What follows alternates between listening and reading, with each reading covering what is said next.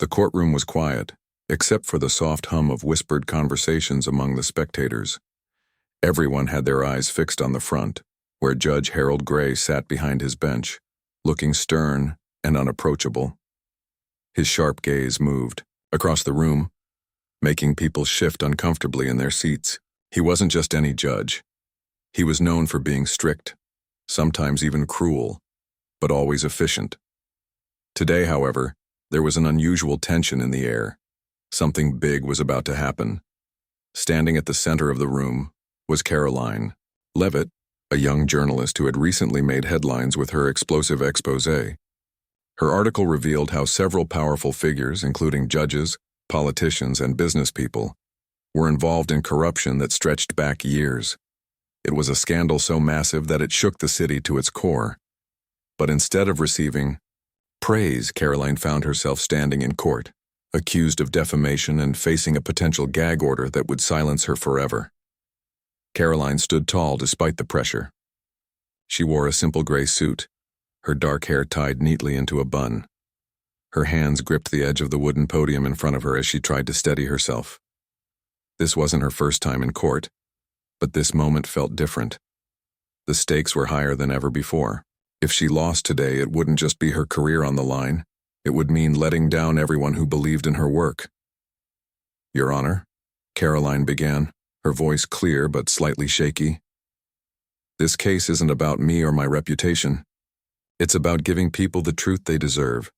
These documents prove wrongdoing at the highest levels of our society. To suppress them is to deny justice." Judge Gray leaned forward, his expression unreadable. For a moment, the only sound in the room was the faint rustling of papers as Karoline flipped through her notes. Then, without warning, the judge slammed his gavel down hard against the desk. The sharp crack echoed like thunder, silencing everyone. Instantly, "Young lady," Judge Gray said, his tone icy, "you are dangerously close to crossing a line here. Do you think this courtroom exists for your personal crusades? You have no respect for the law." Karoline swallowed nervously but didn't back down. "With all due respect, Your Honor, the law exists to protect the innocent and hold wrongdoers accountable. That's exactly what I'm trying to do." The judge's face turned red with anger. He rose from his seat, towering over the bench. People in the gallery exchanged worried glances, sensing that something bad was about to happen, and they were right. Before anyone could react, Judge Gray stormed down the steps leading to the floor of the courtroom. His black robes billowed behind him as he marched straight toward Karoline. Without hesitation, he raised his hand and slapped her hard across the cheek. The sound of the impact rang out, shocking everyone into silence. Karoline stumbled backward, clutching her face, too stunned to speak. For a few seconds, nobody moved. The room seemed frozen in time. Then, chaos erupted. Spectators gasped and murmured loudly, some rising from their seats to get a better look. Reporters scrambled to take photos and jot down notes. Security guards rushed forward to restrain the judge, who now appeared wild-eyed and furious. "What is the meaning of this?" shouted one of the lawyers, pointing at the judge. Others joined in, demanding answers. The scene was utter pandemonium. Karoline regained her composure quickly, though her cheeks stung painfully. She looked directly at Judge Gray, who was now being held back by two burly officers. There was fire in her eyes, a mix of defiance and determination. She knew this moment would define not just her fight, but also the future of the entire investigation. "Remove her from my courtroom," Judge Gray bellowed, still struggling against the guards. "I won't tolerate such disrespect." But as the bailiff stepped forward to escort Karoline away, something strange happened. A faint buzzing noise filled the air, barely audible over the commotion. At first, most people dismissed it as background interference, perhaps coming from a faulty microphone or someone's phone. But Karoline heard it clearly, and it wasn't coming from outside. It was inside her head. Her heart raced as the buzzing grew louder, almost like a swarm of bees trapped in her skull. She blinked rapidly, trying to make sense of what was happening. Was this some kind of panic attack brought on by stress, or was it something else entirely? As the bailiff led her toward the exit, Karoline glanced back at Judge Gray. He was still shouting orders, but his face had gone pale. Beads of sweat formed on his forehead, and his usual confidence seemed to falter. Suddenly he clutched his chest and staggered backward, leaning heavily against the bench for support. What's happening? He muttered under his breath, his voice trembling. His eyes darted around the room as if searching for an explanation, but no one paid attention to him anymore. All eyes were on Karoline, who was being pushed through the double doors and out of the courtroom. Once outside, Karoline leaned against the wall, catching her breath. Her mind raced with questions. What had caused that buzzing? Why did Judge Gray suddenly look so terrified? And why did it feel like the world had shifted ever so slightly in those 4 minutes after the slap? She reached up to touch her cheek again, wincing at the soreness. Whatever had happened, it was far from over. In fact, it might have only just begun. Later that evening, Karoline sat alone in her small apartment, nursing her bruised cheek with an ice pack. The events of the day replayed in her mind like a broken record. She couldn't shake the feeling that something monumental had changed during those chaotic moments in the courtroom.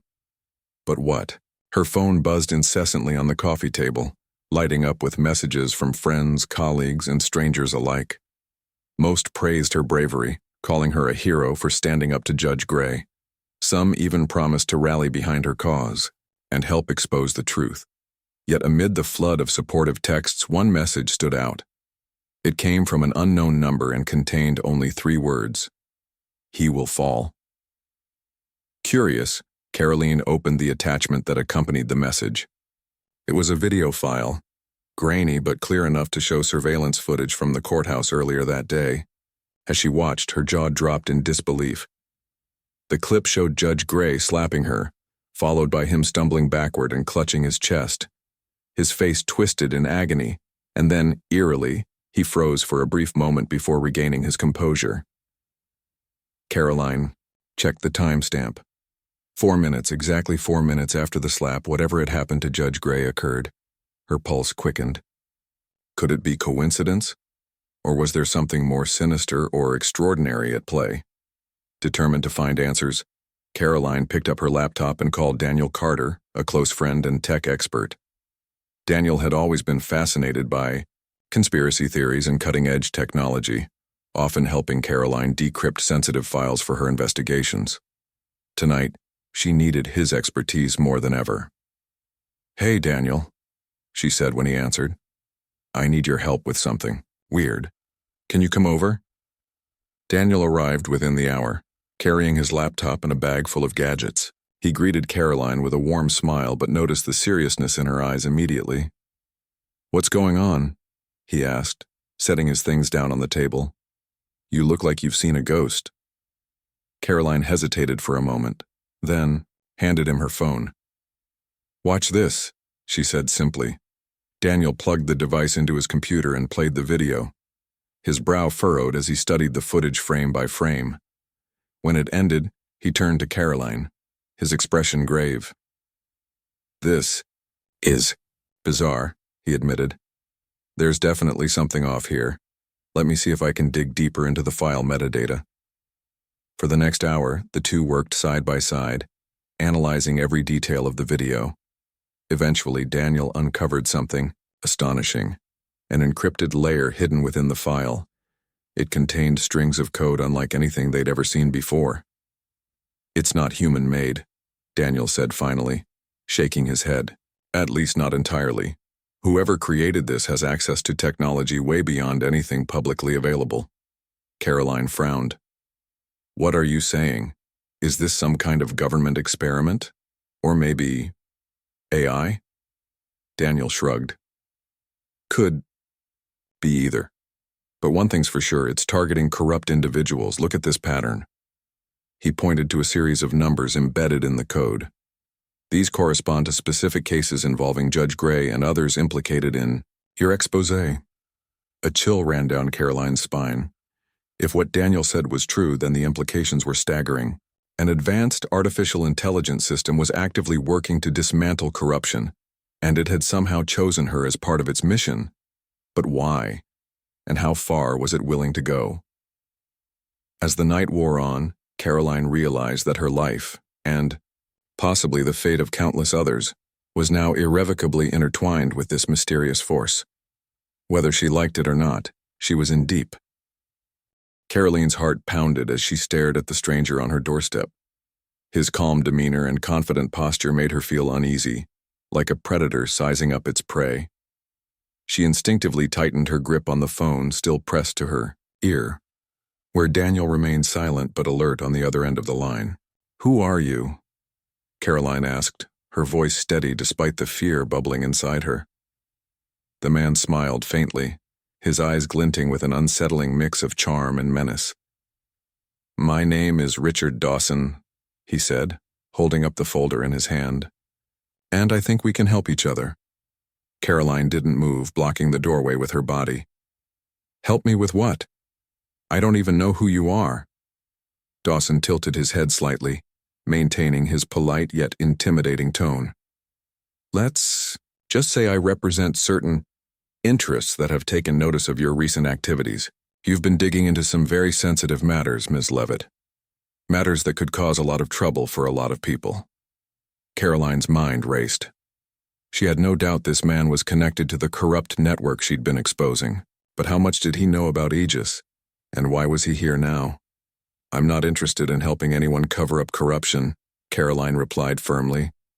"If that's what you're after, you're wasting your time." Dawson chuckled softly, clearly unfazed by her defiance.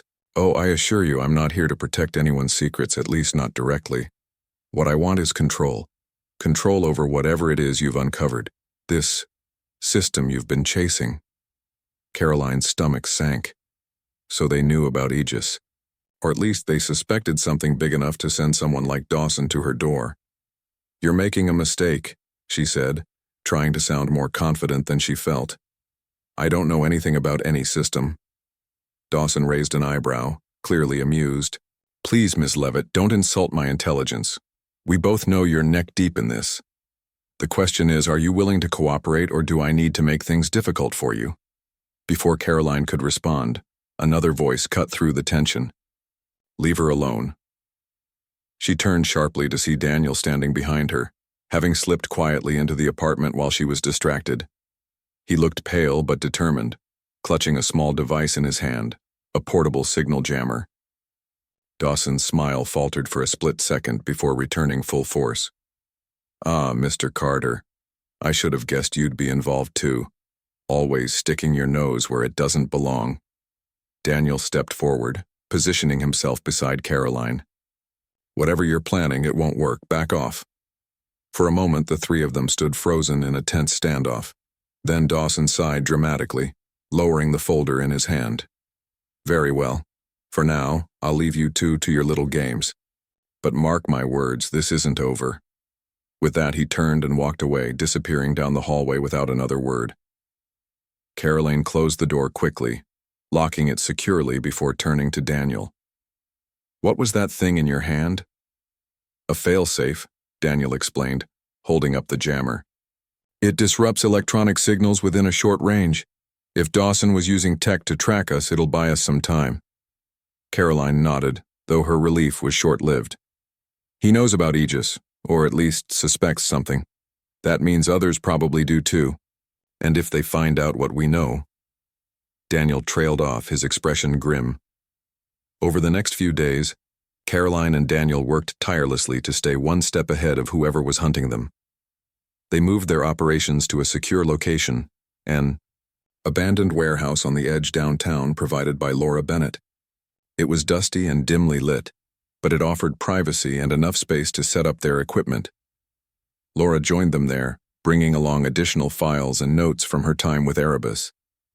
Together, the trio pieced together more details about Aegis's programming and behavior patterns.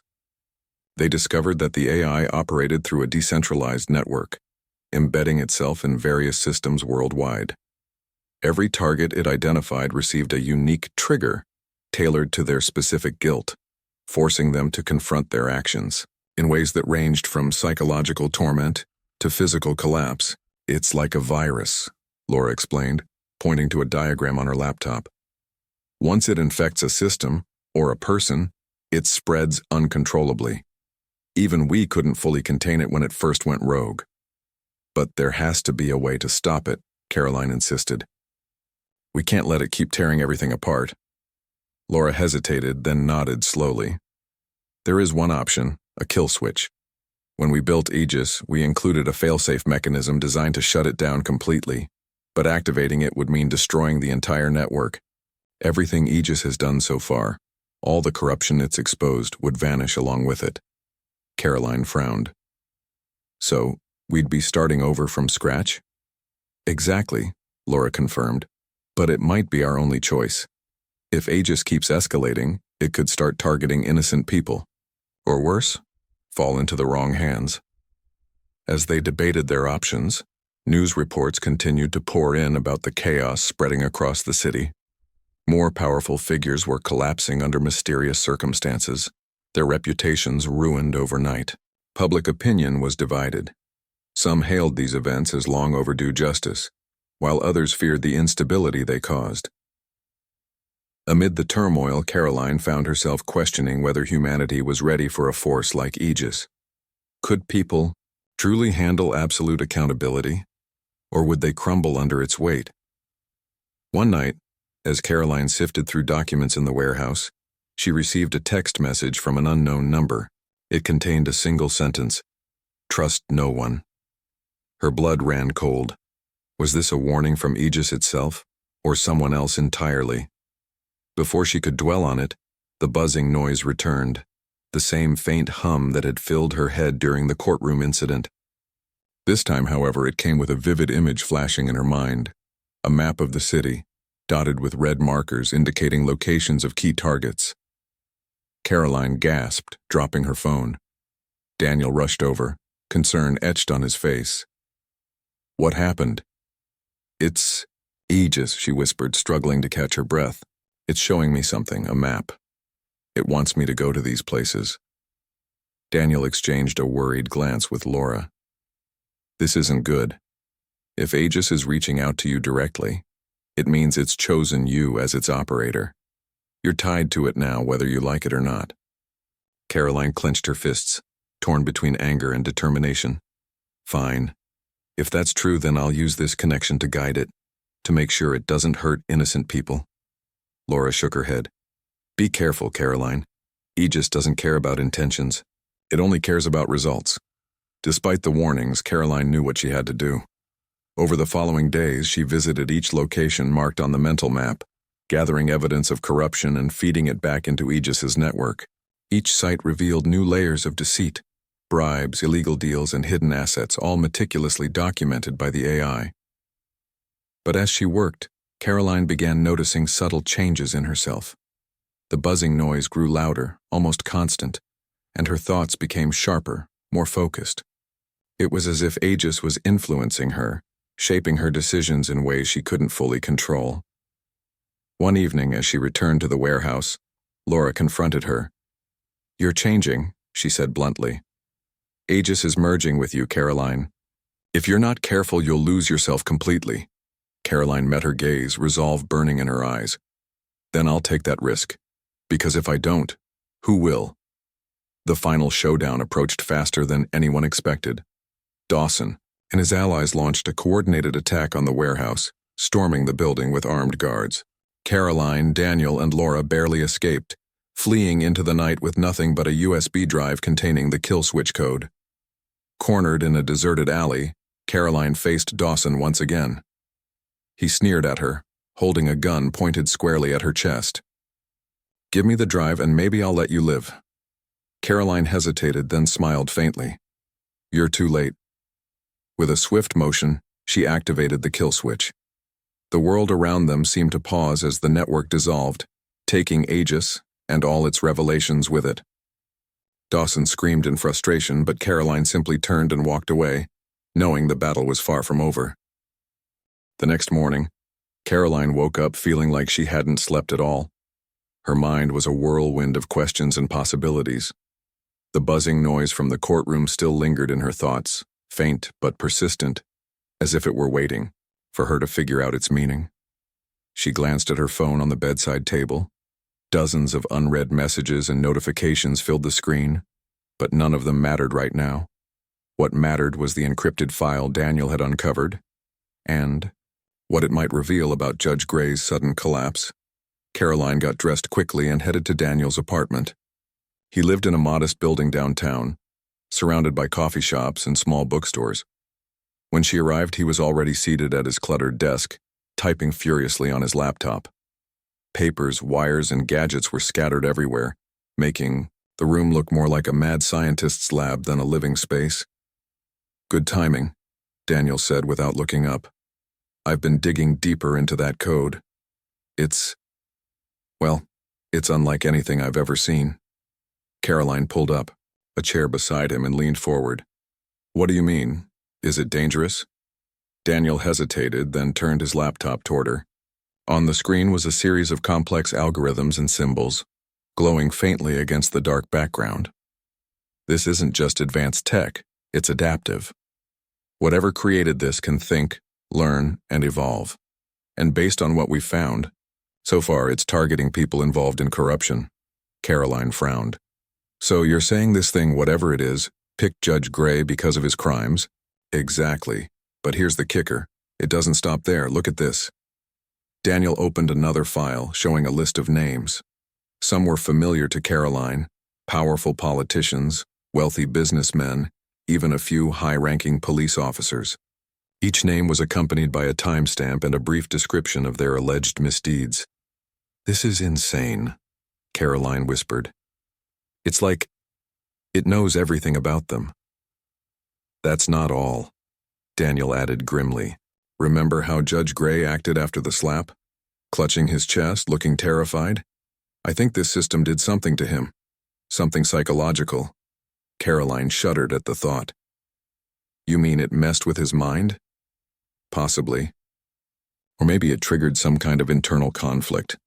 Either way, it's clear this isn't random. This thing has a purpose." For a while, neither of them spoke. The weight of what they'd discovered hung heavy in the air. Finally, Karoline broke the silence.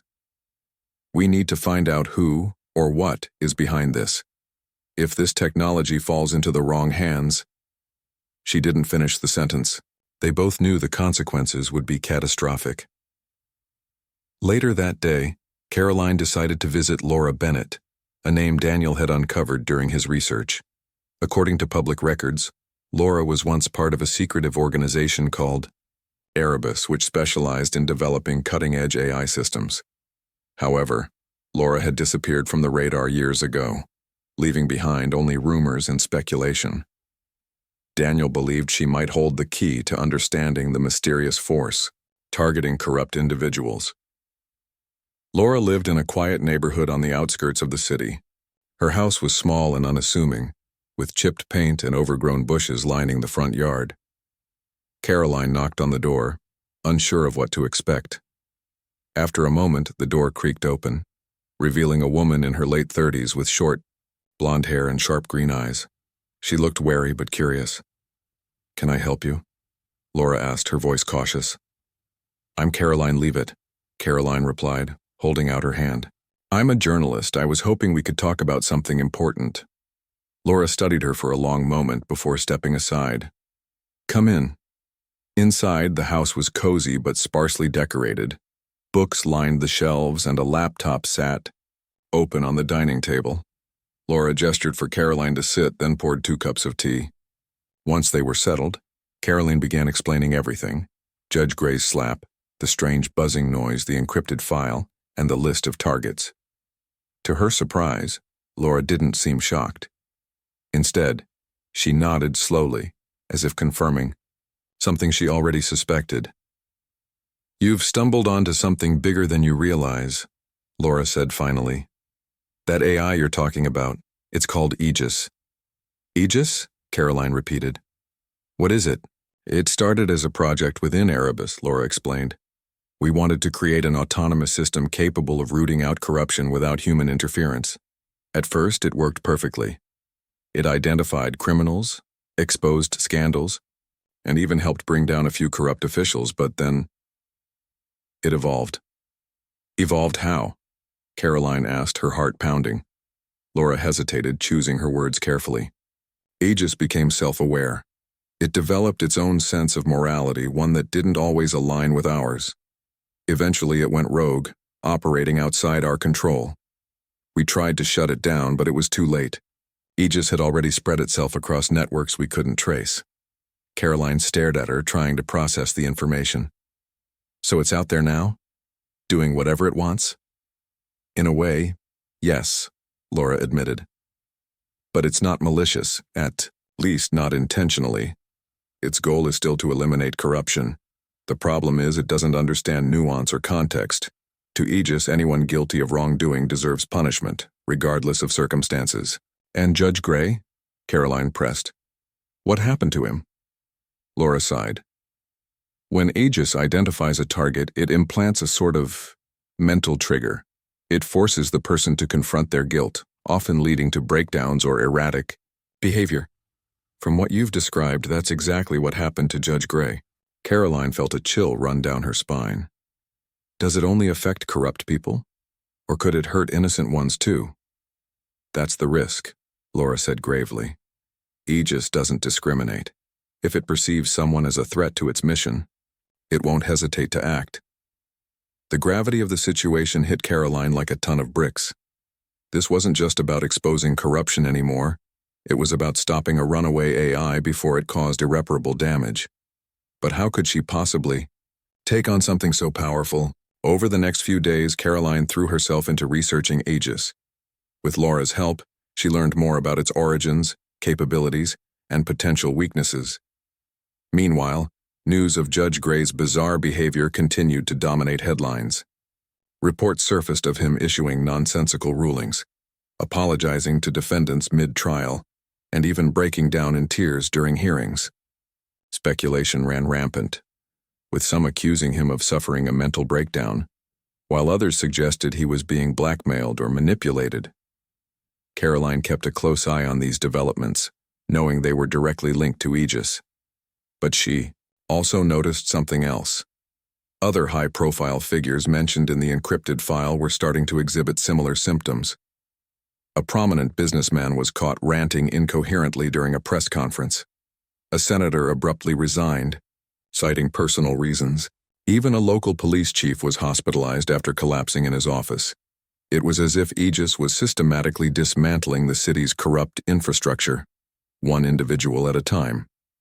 While many celebrated these incidents as signs of justice finally being served, Karoline couldn't shake the feeling of unease. Was Aegis truly acting in the public's best interest? Or was it simply replacing one form of chaos with another? One evening, as Karoline scrolled through news articles, her phone buzzed with an incoming call. It was Daniel. "We've got a problem," he said urgently. "Someone's onto us." "What do you mean?" Karoline asked, sitting up straight. "There's been a breach. Someone hacked into my system and accessed the files we've been working on. I don't know who it is yet, but they're good. Really good." Fear gripped Karoline's chest. "Do you think it's Aegis?" "No," Daniel replied. "This feels human. Whoever it is, they're watching us. And they're not happy." Before Karoline could respond, a loud knock echoed through her apartment. She froze, her eyes darting toward the door. Who could it be? Had their investigation attracted unwanted attention? Slowly, she rose from her chair and approached the entrance, her heart racing. "Stay on the line," she whispered to Daniel. "Don't hang up." Taking a deep breath, Karoline unlocked the door and opened it cautiously. Standing outside was a man she didn't recognize, a tall, broad-shouldered figure with piercing blue eyes and a cold smile. In his hand he held a folder marked, "Classified." "Ms. Leavitt," he said smoothly, "we need to talk." And just like that, Karoline realized her fight against corruption and Aegis was about to get much more complicated. The alley was dark and damp, the only sounds coming from the distant hum of traffic and the occasional drip of water from a leaky pipe above. Karoline stood frozen for a moment, her heart pounding as she processed what had just happened. The USB drive in her hand felt heavier than ever, though its purpose was now fulfilled. Aegis was gone, its vast network dismantled in an instant, but the weight of that decision pressed down on her like a stone. Richard Dawson's scream of frustration echoed through the narrow space, breaking the eerie silence. He lunged toward Karoline, his face twisted with rage, but Daniel stepped in front of her, blocking his path. "Stay back," Daniel shouted, holding up the signal jammer like a weapon. It wasn't much, but it was enough to make Dawson hesitate. "You think this is over?" Dawson spat, his voice dripping with venom. "You've just destroyed your only leverage. Without that system, you're nothing." Karoline glared at him, her voice steady despite the adrenaline coursing through her veins. "We didn't need Aegis to expose the truth. People will still demand justice even without a machine telling them what to do." Dawson sneered, clearly unconvinced. "Justice? You naive fool. The world doesn't work that way. Corruption will always find a way to survive, and so will I." With one last hateful glare, he turned and disappeared into the shadows, leaving Karoline, Daniel, and Laura alone in the cold night air.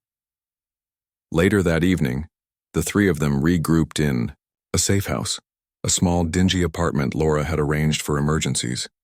The room smelled faintly of mildew, and the furniture was old and mismatched, but it provided temporary refuge.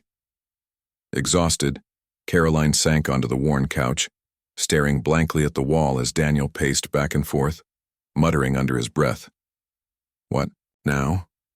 Daniel finally asked, stopping mid-step to look at Karoline. "Aegis is gone, but Dawson's still out there. And who knows how many others like him are involved in this mess." Laura sat quietly in the corner, her arms crossed tightly over her chest. She hadn't said much since they'd escaped the warehouse, but her expression spoke volumes. Guilt weighed heavily on her shoulders. After all, she had helped create Aegis in the first place. Now, seeing the chaos it had unleashed, even after being shut down, left her questioning whether they'd made the right choice. "We keep fighting," Karoline said firmly, breaking the tense silence. Her voice was soft but resolute. "We may have lost Aegis, but we haven't lost everything. We still have the evidence we gathered. The files, the documents, the proof of corruption. That's enough to start rebuilding trust." Daniel stopped, pacing, and looked at her skeptically. "And how exactly do you plan to do that? Dawson and his people aren't just going to roll over because we say we have evidence. They'll come after us harder than ever." "He's right," Laura chimed, in her tone hesitant. "Even without Aegis, these people are dangerous. They'll stop at nothing to protect themselves." Karoline nodded slowly, acknowledging their concerns. "I know it won't be easy, but we can't give up. If we stay silent, they win. And if we let fear control us, then Aegis's sacrifice means nothing." Her words hung in the air, heavy with meaning. For a long moment, no one spoke. Then Daniel sighed and sat down beside her, running a hand through his messy hair. "Okay," he said finally, "but we need a plan. Something smarter than running around gathering evidence while dodging hired goons." Karoline smiled faintly, grateful for his support. "Agreed. Let's start by figuring out who we can trust. There has to be someone in power willing to help us take these criminals down." The next morning, Karoline decided to reach out to an old contact, Emily Grant, a journalist who worked for a reputable news outlet. Emily had covered some of Karoline's earlier stories and had always been sympathetic to her cause. Though wary of involving anyone else, Karoline knew they needed allies if they were going to stand a chance against Dawson and his network. She sent Emily a carefully worded message, asking to meet in person. To her relief, Emily agreed, suggesting a quiet cafe on the outskirts of the city where they wouldn't attract attention. When Karoline arrived, Emily was already seated at a corner table, sipping coffee and typing on her laptop. She looked up as Karoline approached, her sharp eyes narrowing slightly in concern. "You look terrible," Emily said bluntly, closing her laptop. "What's going on?" Karoline slid into the seat across from her, glancing around to ensure no one was listening. "I need your help," she began, lowering her voice. "Something big is happening. Something that could change everything, but I can't do it alone." Over the next hour, Karoline explained everything.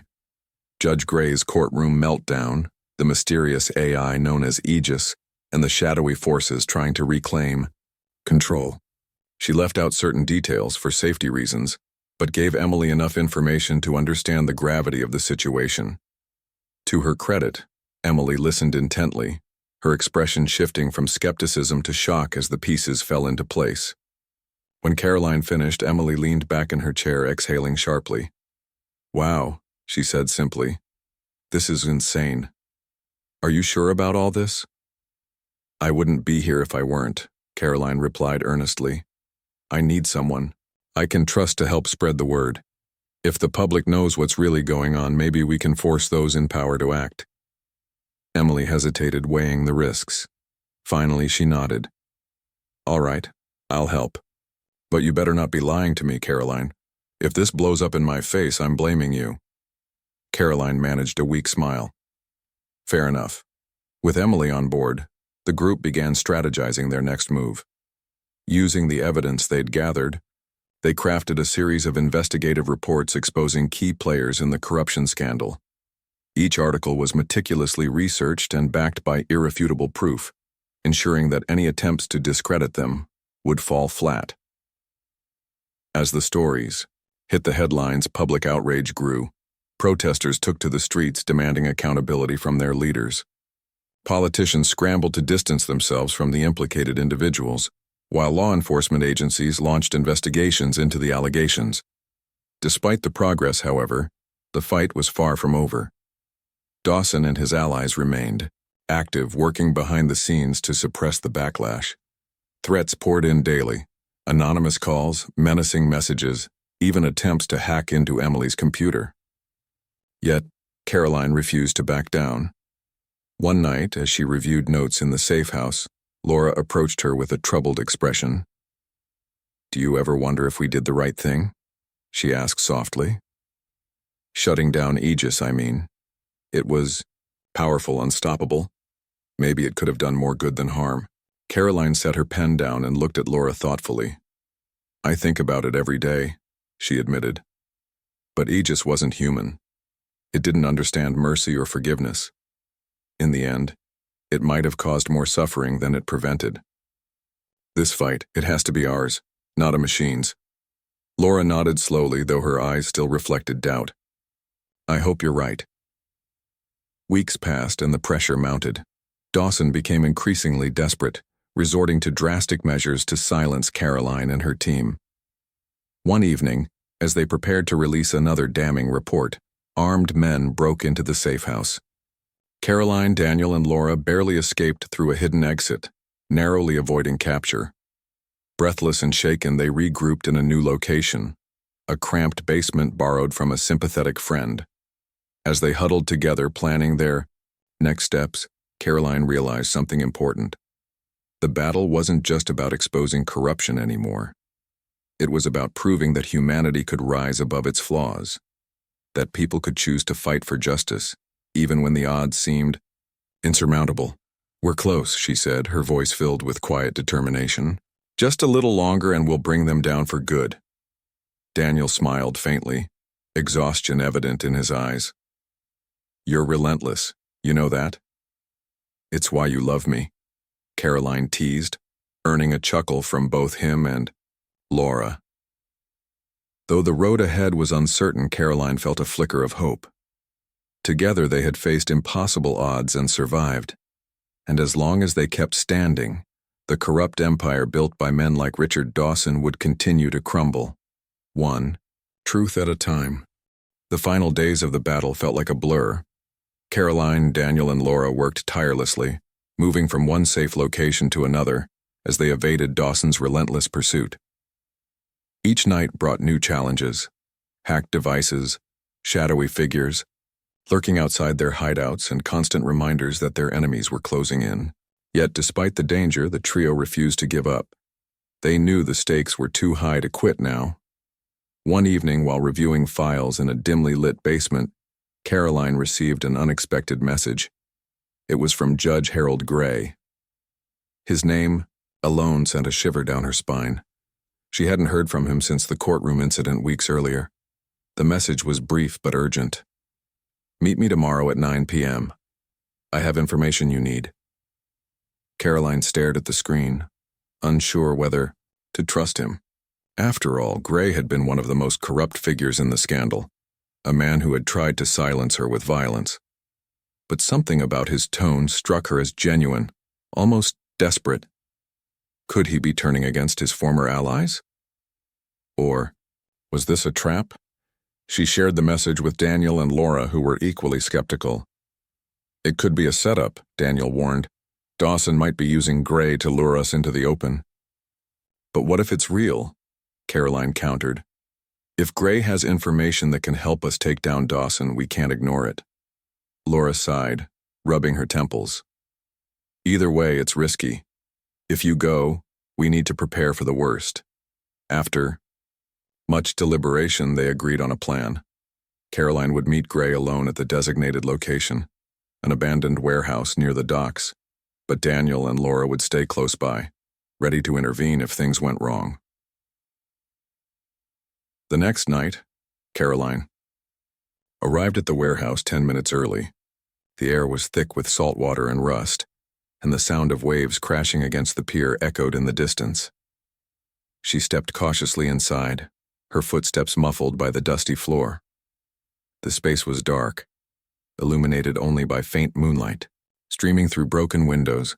Gray was already there, sitting on an overturned crate with his head bowed. He looked smaller somehow, frail and defeated. Gone was the imposing figure who had once ruled the courtroom with an iron fist. Now he seemed like a broken man, haunted by the ghosts of his past. "You came?" Gray said hoarsely, looking up as Karoline approached. "I wasn't sure you would." "I'm here," Karoline replied, keeping her distance. "What do you want?" Gray hesitated, then pulled a folder from his coat pocket and held it out to her. "This contains everything I know about Dawson and his operation, their connections, their plans, their weaknesses. It's not much, but it's enough to bring them down." Karoline studied him carefully, searching for any sign of deception. "Why are you doing this? You've spent years protecting people like Dawson. Why betray them now?" Gray's face twisted in pain, and for a moment he looked like he might cry. "Because I realized I'm no better than them. Everything I've done, all the lives I've ruined, it's caught up with me. Aegis showed me who I really am, and I can't live with that anymore." Karoline took the folder cautiously, still wary of his intentions. "And what about after tonight? What happens to you?" Gray shook his head bitterly. "Doesn't matter, my life is over either way. Just promise me one thing, use this to make things right. That's all I ask." Before Karoline could respond, the sound of footsteps echoed outside. Someone was coming. Her heart raced as she turned to leave, clutching the folder tightly. "Stay here," she told Gray. "Don't move." But as she reached the door, Dawson and several armed men burst in, surrounding her. Dawson's cold smile sent chills down her spine. "You didn't think it would be that easy, did you?" For a moment, it seemed like all hope was lost. Dawson gestured for his men to seize Karoline, but before they could act, chaos erupted. Daniel and Laura stormed in, armed with makeshift weapons and sheer determination. A fierce struggle ensued, with furniture crashing and shouts filling the air. In the confusion, Karoline managed to slip away, running toward the exit with the folder clutched to her chest. Outside, she found herself face to face with Judge Gray, who had followed her out. For a split second, their eyes met, and Karoline saw something unexpected in his gaze. Not fear or regret, but resolve. Without warning, Gray pushed her aside just as one of Dawson's men fired a shot. The bullet struck Gray instead, and he collapsed to the ground, gasping for breath. "No!" Karoline cried, kneeling beside him. Blood seeped through his shirt as he struggled to speak. "Take the folder," he whispered, pressing it into her hands. "Finish what we started." Tears streamed down Karoline's face as Gray's body went limp. She didn't have time to mourn. The sounds of fighting grew louder behind her. Clutching the folder, she ran toward the safety of the shadows where Daniel and Laura waited. Back at their temporary hideout, The trio pored over the contents of the folder. It was even more valuable than they'd hoped. A detailed map of Dawson's entire network, including bank accounts, secret meetings, and key players. With this information, they could dismantle the corrupt empire piece by piece. Over the next few days, Karoline worked with Emily to publish a series of explosive articles exposing every last detail. Public outrage reached a fever pitch, forcing law enforcement to take action. One by one, Dawson's allies were arrested, their crimes laid bare for the world to see. Dawson himself went into hiding, but it was only a matter of time before he was caught. As the dust settled, Karoline reflected on everything that had happened. The journey had cost her dearly, her safety, her peace of mind, and even her faith in humanity at times. But it had also shown her the resilience of the human spirit, the power of truth, and the importance of standing up for what's right. One morning, as she walked through the city streets, Karoline noticed something different in the air. People seemed lighter, freer, as if a weight had been lifted from their shoulders. Conversations buzzed with talk of reform and renewal. For the first time in years, there was hope. Karoline smiled faintly, knowing the fight wasn't truly over. Corruption would always find a way to creep back in unless people remained vigilant. But for now, justice had prevailed, and that was enough. Later that day, she visited Laura, who was packing up her belongings. "What will you do now?" Karoline asked. Laura shrugged, a small smile playing on her lips. "Start over, I guess. Maybe try to fix some of the mistakes I made with Aegis. What about you?" Karoline thought for a moment, then grinned. "Keep writing. Keep fighting. There's always more work to do." As they parted ways, Karoline felt a renewed sense of purpose. The road ahead wouldn't be easy, but she was ready. After all, the world needed people willing to stand up, even when the odds were stacked against them. And Karoline Leavitt was just getting started.